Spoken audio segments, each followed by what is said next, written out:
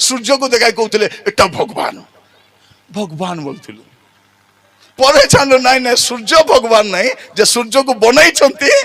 ସେ ଈଶ୍ୱର ଅଟନ୍ତି ଗଛ ଈଶ୍ୱର ନାହିଁ ଯେ ଗଛକୁ ବନେଇଛନ୍ତି